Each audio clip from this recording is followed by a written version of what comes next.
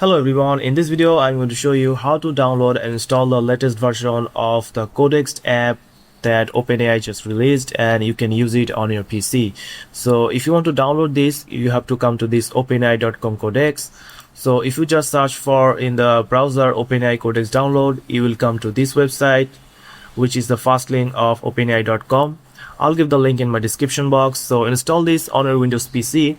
You just need to click on this download for Windows, and it will download a Codex installer exe file. Just go to the folder and double click on it, and then it will start to download from Microsoft Store. So it will also automatically install on your PC. So you just have to wait for a couple of minutes or few seconds there to download the application on your PC. As you can see, it's starting to download, which is only 415 MB. And now as you can see, the app has been installed on our PC. Now we just have to continue with ChatGPT.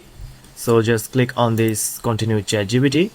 Now it's going to take to our account, so I'll just click on continue with Google. As you can see, after sign in, you just have to give anything here, like what do you want to do with Codex. So I'll just choose something else and just click skip. And now as you can see, it's successfully installed on our PC, and this is now introducing GPT 5.5. so if I want to use it, I can use it right now.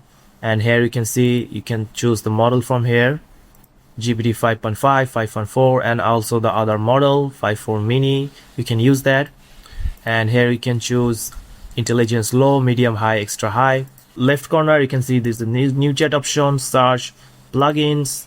So like if you want to add some plugins in this Codex AI application, like Chrome, presentation, spreadsheets, for coding, Hugging Face, and all these other plugins that you can add for your projects. If you want to use Codex to automation or like design, engineering, lifestyle, anything that you want.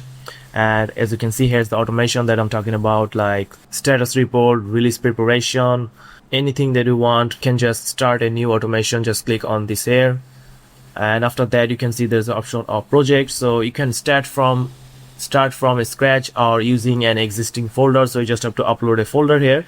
So if I just click on start from scratch, now I can start to use my project here. And also if you go to the file option and click on these settings, you'll be having lots of options here, like general, appearance, configuration, personalization, how you want to use. And this is the MCP servers, like if you want to connect any server to use your Codex app.